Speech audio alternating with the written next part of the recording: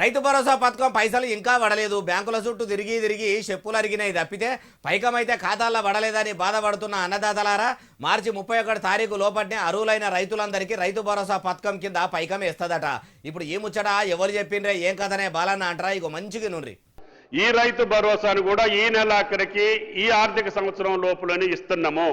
33,000 కోట్లు రైతుల నేరుగా జేబులో వేసినటువంటి ఏకైక ప్రభుత్వం రేవంత్ రెడ్డి గారి ప్రభుత్వం అని చెప్పి గౌరవ సభ్యులకి మనం చేస్తున్నా. అయ్యా తుమ్మల నాగేశ్వరరావు సారు, మీరు ఇట్లా చెప్పబట్టి ఏం తక్కువ ఏడాది మీద 5 నెలలు అయిపోతుంది కావచ్చు. మీరు ఇన్ని దినాలకు జరుపుకుంటా వచ్చుకుంటా చెప్తుంటే చెప్పేటోళ్లకు శరం లేకున్నా కానీ వినేటోళ్ళకన్నా ఇజ్జతు ఉండాలి అనే కాడికి వస్తున్నది.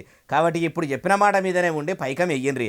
అట్లా కాకుండా మళ్ళా ఇంకేదన్నా సాగు చూపెట్టి సల్లగా దాట కొడతారా? ఇక మీకు రైతు భరోసా పైకం ఇయ్యే శాత కాదు అనే కాడికి వస్తుంది. కాబట్టి అట్లా చేయకుండ్రి.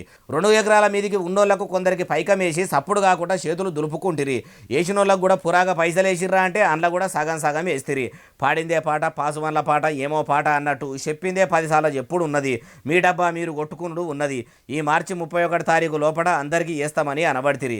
ఇంకా ఎన్ని దినాలు సార్? మా అంటే 5 దినాలు కూడా గట్టిగా లేదు. ఈ డేట్ను మాత్రం మిస్ చేయకుర్రి. తప్పకుండా పైకం వేయర్రి. లేకుంటే మీరు ఇట్లా పండుగలు పబ్బాలు మార్చి ఏప్రిల్ జూను జూలై అనుకుంటా చెప్పుడే ఉన్నది తప్పితే అన్నదాతల అకౌంట్లలో పైసలు పడ్డదైతే లేదు అనే కాడికి వస్తుంది అంటుర్రు. ఏం ముచ్చటిన్నో.